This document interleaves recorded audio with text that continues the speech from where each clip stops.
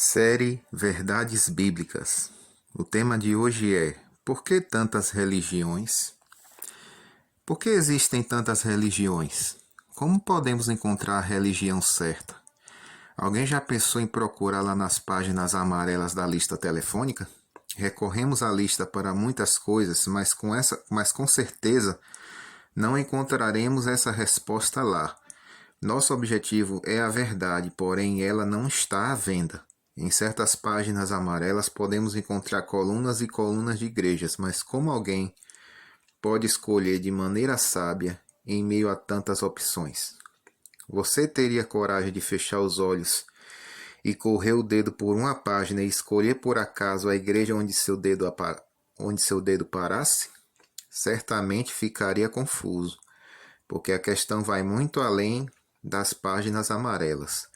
Estamos vivendo numa época de mudanças radicais. As igrejas, por sua vez, na tentativa de mostrar interesse pelo povo, envolve-se com a ação social e política, a guerra e a pobreza. Enquanto isso, o Evangelho de Cristo é colocado de lado. O que tem ocorrido nos últimos tempos é uma deterioração dos valores morais, cercados pelas dúvidas, há os que pensam em se desligar das igrejas por considerá-las desnecessárias. E quanto aos caminhos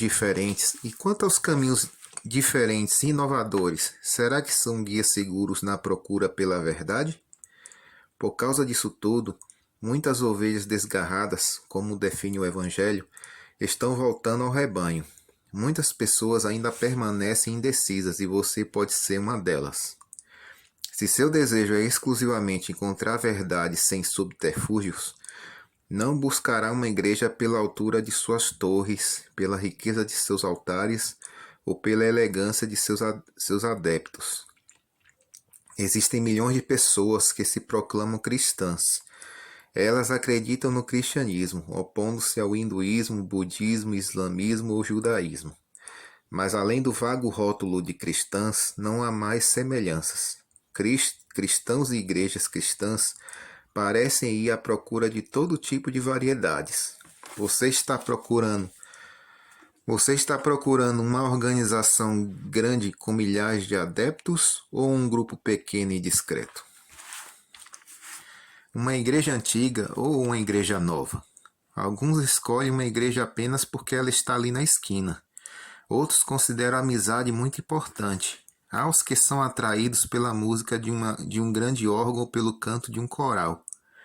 Muitos procuram um pastor simpático e carismático, mas poucos dão qualquer importância ou prioridade à verdade. A verdade é o fator mais importante. Deus coloca à nossa frente. Vejamos o que ele diz. A lei e aos mandamentos, se eles não falarem conforme esta palavra, vocês jamais verão a luz. Isaías 8, verso 20. Sem a luz que brilha da palavra de Deus, não chegaremos ao pleno conhecimento da verdade. A Bíblia dá uma resposta muito clara e compreensiva. Apareceu no céu um sinal extraordinário, uma mulher vestida do sol, com a luz debaixo dos seus pés e uma coroa de 12 estrelas sobre a cabeça. Ela estava grávida e gritava de dor, pois estava para dar à luz.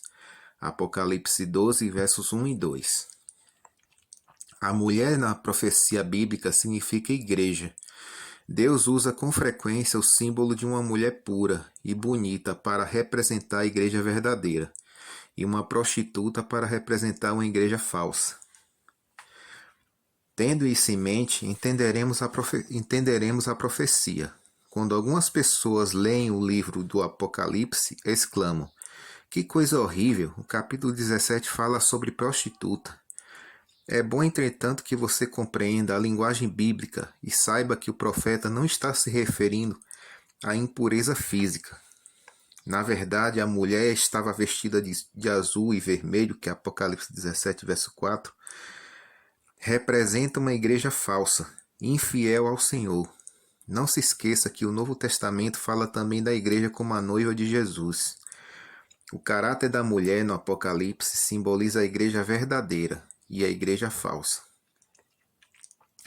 Em Apocalipse 12, versos 3 e 4, João descreve o seguinte: Então apareceu no céu outro sinal, um enorme dragão vermelho com 7 cabeças e 10 chifres, tendo sobre as cabeças 7 coroas.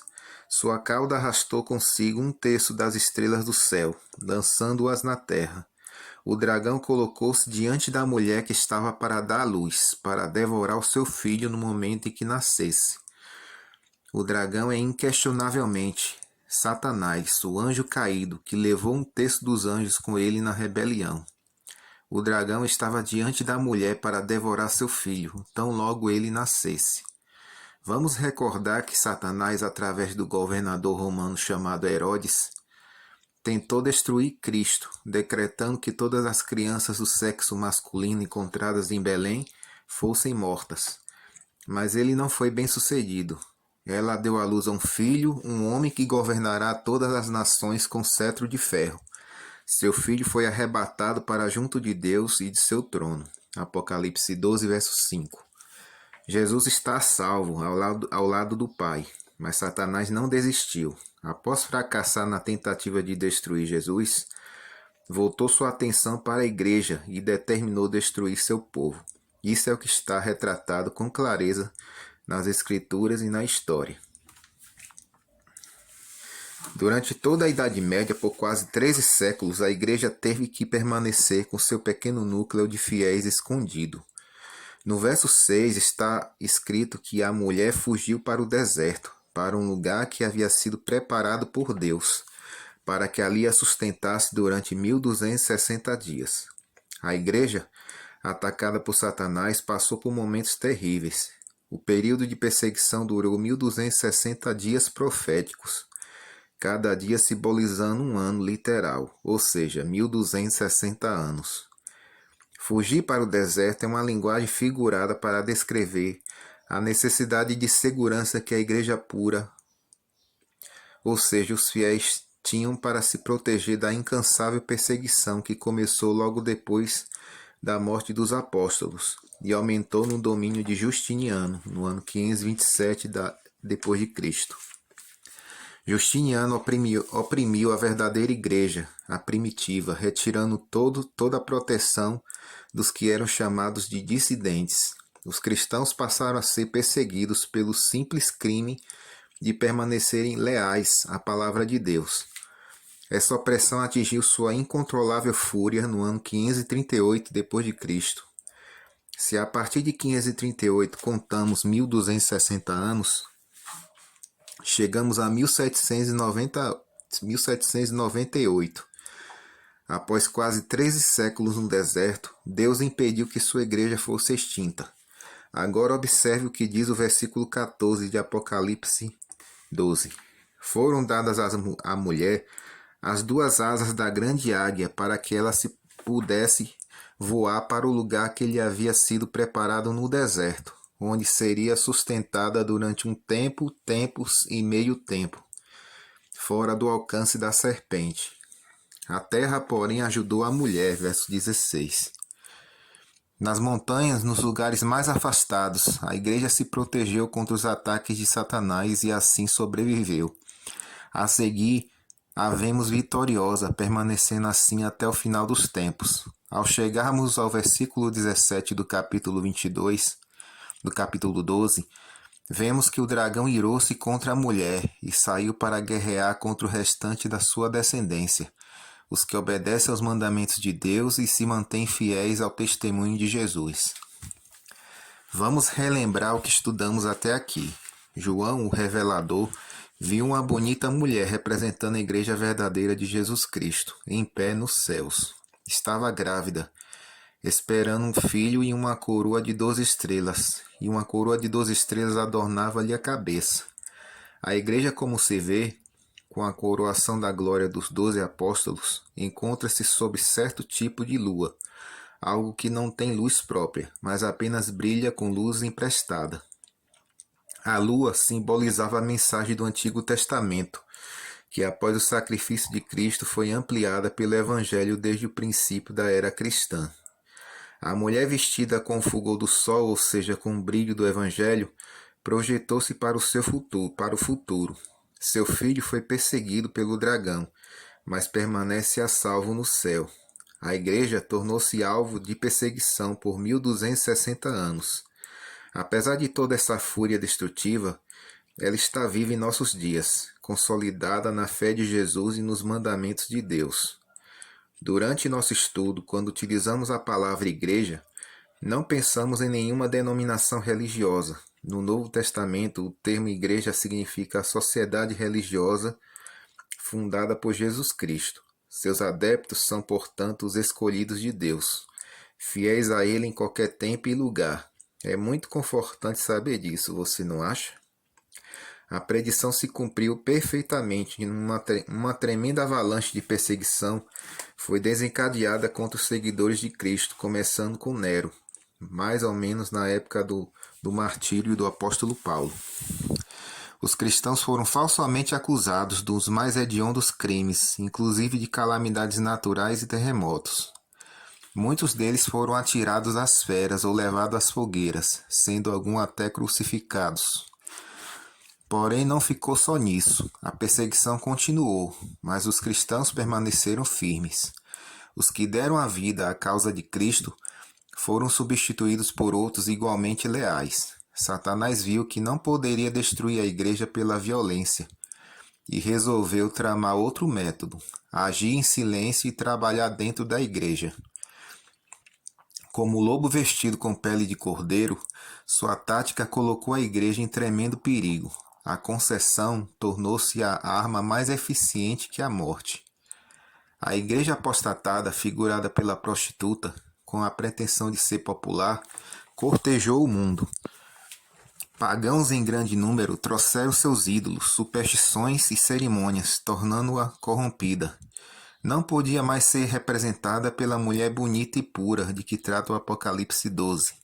O pequeno núcleo de cristãos que se manteve firme, seguindo a Cristo e aos apóstolos, jamais poderia aceitar a heresia e a corrupção, mas só restava uma opção para eles: fugir para o deserto e esconder-se como estava predito. Durante toda a Idade Média, por quase 13 séculos, a Igreja teve que permanecer com seu pequeno núcleo de fiéis escondido. Somente Deus sabe quantos foram martirizados naqueles anos terríveis. A perseguição já não vinha de fora, pois eram pseudo-cristãos perseguindo cristãos fiéis. Foram praticadas as maiores atrocidades em nome da religião. Parece que não existe algo tão terrível como o terror praticado em nome de Deus, mas através de toda a Idade Média, a luz da fé e da esperança jamais se apagou. As ameaças, os riscos e a própria morte não foram suficientes para apagar a chama viva da verdade, conforme a experiência vivida pelos valdenses em 1655. Eles estavam reunidos na Chiesa della Terra, a igreja da terra onde por muitos anos cantaram, oraram e compartilharam seu testemunho destemido. Um dia, porém, 250 deles foram surpreendidos em uma caverna. Os soldados fizeram uma fogueira na única entrada existente. Enquanto o oxigênio era consumido, eles cantavam louvores a Deus até terminar o fôlego, até a hora da morte. John Milton, o poeta cego, autor do célebre poema Paraíso Perdido, impressionado com o martírio sofrido por esses heróis, escreveu o seguinte: Vingai, ó Senhor, teus santos trucidados, cujos ossos jazem espalhados pela fria montanha, alpina, aqueles que mantiveram tua verdade pura, quando nosso país adoravam pilares e pedras. Entretanto, a tocha da verdade nunca foi totalmente extinta, e em 1798, quando o líder máximo da igreja apostatada foi preso, chegou ao fim do período dos 1260 anos. Na maior parte da Europa, a perseguição havia cessado 25 anos antes. Jesus havia dito que, se aqueles dias não fossem abreviados, nenhuma carne se salvaria. O movimento da reforma havia cumprido seu papel. Os tradutores da Bíblia tinham concluído seu trabalho. As impressoras estavam publicando as escrituras para serem espalhadas pelo mundo e se tornarem disponíveis para todos. A igreja primitiva, a verdadeira mulher que está registrada em Apocalipse 12, nasceu no início da era cristã e representa a fé inabalável de Jesus Cristo. Com toda a sua pureza, prossegue através dos séculos. É como se ela tivesse entrado no túnel procurando esconder-se. Desapareceu durante um período de 1260 anos, tal como previu o Apocalipse, e saiu do túnel em 1798, com os estigmas e as marcas de seu longo sofrimento, mas como guardiã da verdade, ainda resplandecendo a pureza da fé recebida de Jesus e dos apóstolos. Você já imaginou quanta confusão causaria se desse túnel não saísse uma única e verdadeira igreja, mas centenas de ramificações da fé cristã, com diferentes denominações, credos e doutrinas, uma contra a outra na maioria das vezes? Você pode pensar que alguma coisa aconteceu no túnel do deserto, mas as verdades de Deus, fielmente seguidas, também voltaram do deserto, apesar de toda a perseguição. Não há dúvida que a igreja verdadeira sobreviveu em seu longo afastamento. Mas como podemos saber qual é a verdadeira igreja hoje, em meio a tantas denominações? Como iremos distinguir a verdadeira da falsa? Devemos avaliar a igreja como Deus o faz. Ele mede uma igreja por uma reação à verdade, agindo conosco da mesma forma. Ninguém pode dizer que sua denominação religiosa é a única que será salva no final, porque Deus salva as pessoas, individualmente, e não as denominações. Portanto, meça a sua igreja pelo que ela ensina como verdade.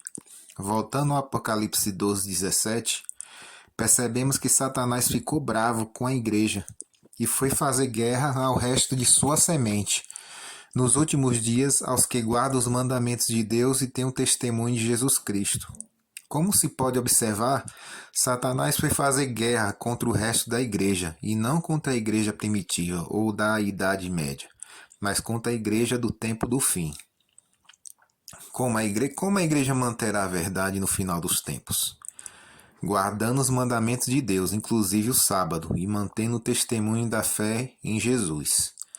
Não podemos esquecer que as marcas distintas da verdade saíram imaculadas do túnel do deserto e aguardam a volta de Jesus.